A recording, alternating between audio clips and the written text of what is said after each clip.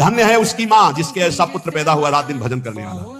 नहीं तो एक माँ ऐसी भी है जो अभी सुनाया हमने कि एकांतिक में वो कह रहे थे कि माँ ने मोबाइल तोड़ दिया, अगर सत्संग सुनोगे तो मोबाइल तोड़ दिया। पिता ने कहा कि तुम्हें हमारी कसम अगर वृंदावन गए बाबा की बात सुनी। तो ये भी बात है। और एक वो है जो जननी का तार था। एक माँ आई थी, उसने बताया, हमारे बेटे ने कहा कि दोबारा हमारे सामने मत आना, मैं आपको प्रणाम करता हूँ क्योंकि आप आती हो तो हमारे मन में विक्षेप होता है। तो हमने भी निश्चय किया कि अपने बेटे को कभी विक्षेप नहीं, मैं भले ही राधा के कुंड में किसी जगह छुप के उसको देख लूं लेकिन अब कभी सामने नहीं जाऊंगा महाराज। वो भी शिष्य उनका धन्य है आपकी त्याग निष्ठा, जिससे उसका भी श्री जी की सेवा में रात दिन बना रहता। ये है निष्ठा, ये है जननी, पवित्र जननी, जिनकी कोख पवित्र हो गई, जिनका जीवन धारण करना पवित्र हो गया, गर्भ धारण करना पवित्र हो गया। जननी कृतार्थ था।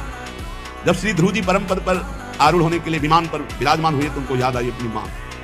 भगवत पार्षदों से कहा मेरी माँ की क्या गति होगी, क्योंकि मैं अपनी माँ का अकेला पुत्र, कोई माँ का प्यार करने वाला नहीं था। महाराज तो सुरुचि को प्यार करते थे, तो मेरी माँ की क्या दशा हुई।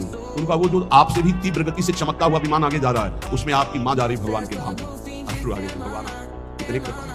प्रहलाद जी ने जब देखा कि भगवान नरसिंह प्रसन्न हुए तो उनका प्रभु वैसे तो मांगने की कोई इच्छा नहीं, पर एक जानने की इच्छा है। मेरा पिता कहलाने वाला हिरण्यकश्यप आपसे द्रोह कर रहा है, आपकी निंदा की, उससे अवश्य नरकों की प्राप्ति होगी। नाथ क्या पिता कहलाने का अधिकार उनको प्राप्त हुआ इस शरीर का, तो क्या प्रभु उनकी नरक से उद्धार हो जाएगा। तो उनका तुम्हारे जैसा पुत्र जिसका हो 21 पीढ़ियां परम पद पे चली जाती है। हिरण्यकश्यप तो मेरा पार्षद है, मेरी केवल लीला के लिए वो ऐसा कर रहा है, वो तो परम पद का अधिकारी था, है और रहेगा। अरे तेरे जैसा भक्त पैदा हो जाए तो 21 पीढ़ियां उस कुल की उद्धार हो जाती है।